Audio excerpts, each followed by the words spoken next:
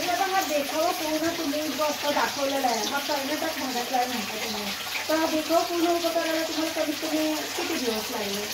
हा देखावा उभा करताना आम्ही काय करत असतो दरवर्षी, आता पुढच्या वर्षी काय करायचं गणपती विसर्जनाच्या वेळेला ठरतं. म्हणजे गणपती विसर्जन झाला की आम्ही ठरवतो घरामध्ये, म्हणजे माझी मिसेस, मी किंवा घरातले आई वडील असतील, आम्ही ठरवतो की पुढच्या वर्षी काय करायचं. आणि मग त्या पद्धतीने वर्षभर आम्ही ज्या ज्या ठिकाणी त्या रिलेटेड जाऊ त्या त्या गोष्टी आम्ही गोळा करत असतो वर्षभर. आणि मग गणपतीच्या 2 महिने आधी सगळ्या गोष्टींची सुरुवात होते. गणपतीच्या मूर्तीपासून, मग त्यानंतर गणपतीचे आपल्याला काय काय गोष्टी लागतील, मग कधी दादर मार्केटला, कधी पुण्याच्या भुईराळीमध्ये म्हणा, रविवार पेठेमध्ये म्हणा, पिंपरीमध्ये शगुन चौकात म्हणा, त्या पद्धतीने ह्या गोष्टी ठरल्या जातात. आणि अशा तशा गोष्टी आम्ही आणतो. 15 दिवस आधी आम्ही हे बनवायला सुरुवात केली. म्हणजे रक्षाबंधन झालं की दुसऱ्या दिवशी तिसऱ्या दिवशी आम्ही वासापूजन करतो आणि मग ही सुरुवात होते त्या दिवशी. हा देखावा तुम्ही असं म्हणजे प्रेक्षकांना दाखवण्यासाठी आणखी वेगळं काही सांगू शकता का की हा देखावा तुम्हाला करण्याची इच्छा कशी निर्माण झाली? म्हणजे तुम्हाला हा देखावा असं? हा देखावा सुचत असताना एकदा मी यूट्यूब, इंस्टाग्राम बघत होतो आणि माझे मित्र आहेत, चौधरी परिवार आहे, मुंबईला ऐरोलीमध्ये आहेत, ते माझे मित्र आहेत. त्यांचा कलाकारांचा कलाधिपती म्हणून त्यांचा गणपती आहे आणि त्यांनी गेल्या वर्षी हे डेकोरेशन अशा पद्धतीचं उभारलं होतं. त्यांची सेम टू सेम कॉपी नाही केली मी, माझं थोडं काही वेगळं इनोव्हेशन टाकलं याच्यामध्ये. त्यांनी फुलं किंवा अशी रिअल फ्लॉवर्स त्यांनी लावले नव्हते, तर मी थोडं वेगळं केलं. तेही माझे मित्रच आहेत आणि त्यांच्या रिलेटेड थोडं 50% त्यांचं आणि 50% माझं, अशा पद्धतीने हे मी ॲड केलं. आणि हे पाण्यात मासे जिवंत आहेत की कसे? हां, मासे जिवंत आहेत. ते माझ्या गुरुलिपीच्या मुलांनी सांगलेत. मी म्हणत होतो नको म्हणून की नको उगाच मी देवी नको, नाही मला नाही आवडत आहे असं, पण तरी पण तो म्हटलं नाही गणपती बाप्पा आहेत आणि आपण अशा पद्धतीचे मासे आणू, तुझे मरणार नाही, अशा ठिकाणी ते चांगले राहतील आणि नंतर आपण ते पुन्हा पाण्यामध्ये विसर्जित करू किंवा पाण्यामध्ये ते जिथे आले तिथं सोडून देऊ. बरं म्हटलं चालेल, काय हरकत नाही. आणि मग माझ्या गुरुलिपीच्या मुलांनी म्हणजे प्रथम मी ह्या सगळ्या गोष्टी आणल्या आणि त्यामध्ये हे केलं. प्रेक्षकांना तुम्ही काही संदेश देऊ शकता? गणपती गौरी आता आगमन 2025 आहे, तर त्यांची इच्छाही पूर्ण व्हाव्यात तुमच्याकडून, म्हणून थोडा काहीतरी त्यांना संदेश द्या तुम्ही. हे वर्ष म्हटलं तर जर ज्योतिषशास्त्रानुसार जर आता आपण माझं जे फील्ड आहे त्यानुसार हे वर्ष जे आहे ते वर्ष मंगळाचं वर्ष म्हटलं जातं न्यूमरोलॉजीमध्ये. मंगळाचं म्हणजे कसं की 2025 आहे, न्यूमरोलॉजीमध्ये 9 आकडा हा मंगळाचा आकडा आहे आणि गणपती हा मांगल्य देणार आहे. आणि मंगळाला स्ट्रॉंग करण्यासाठी किंवा मंगळ दोष असतील तर ते दूर करण्यासाठी आपण गणेश उपासना सांगत असतो. तर हे वर्ष बघा, जिथं जिथं गणपती बाप्पा बसलाय त्या त्या ठिकाणी बघा खूप जल्लोष आहे आणि मांगल्याचं वातावरण आहे, कारण की हे मंगळाचं वर्ष आहे. त्याचबरोबर या वर्षामध्ये जे संवत्सर आहे विश्वावसू नाम संवत्सर आहे आणि या विश्वावसू नाम संवत्सराचा जो अधिपती आहे तो रवी आहे या वर्षीचा. आणि त्यामुळे रवी आणि मंगळाची युती आपल्याला या वर्षीच्या गणेशोत्सवामध्ये पाहायला मिळते. विशेष करून गणपतीच्या उपासनेमध्ये तुम्ही गणेश अथर्वशीर्ष, गणपती अथर्वशीर्ष याचं पठण करू शकता या 11 दिवसामध्ये. गणपती अथर्वशीर्षाचे रोज जर 21 पाठ आपल्या गणपती पुढे जर म्हटले तर तुमच्या मनातल्या ज्या इच्छा असतील, जे काही तुमची आडलेली कामं असतील ती नक्कीच पूर्ण गणपती बाप्पाच्या कृपेने होत असतात.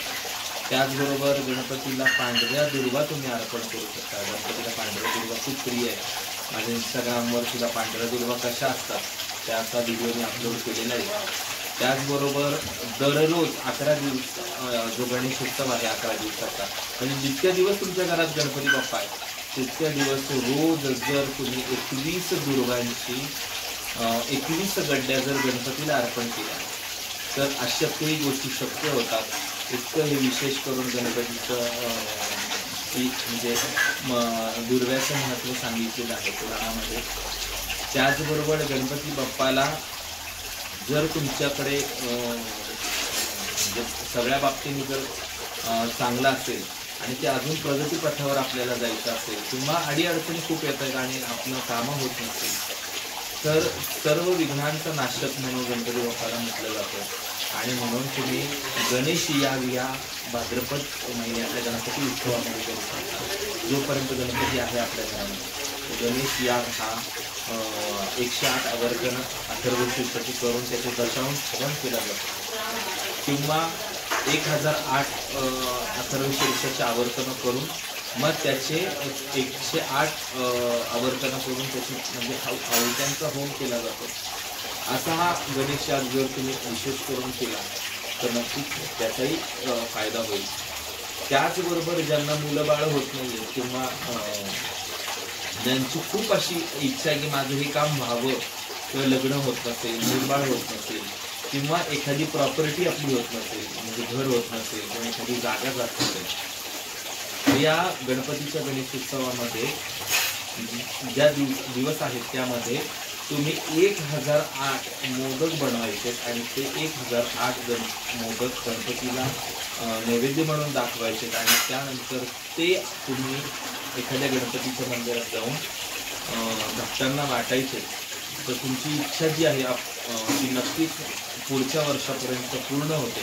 हा माझा भरपूर जणांचा अनुभव आलेला आहे. त्याचबरोबर एखाद्याला मुलबाळ होत नाही आणि खूप प्रयत्न केले, डॉक्टर्स केले, IUI झाले, IVF झाले, सगळे टेस्टिंग बेबीचे पर्याय केले, काहीच होत नाही आणि पण त्यांना मुलबाळाची इच्छा आहे अशी कितीतरी लोक माझ्याकडे येत आहेत.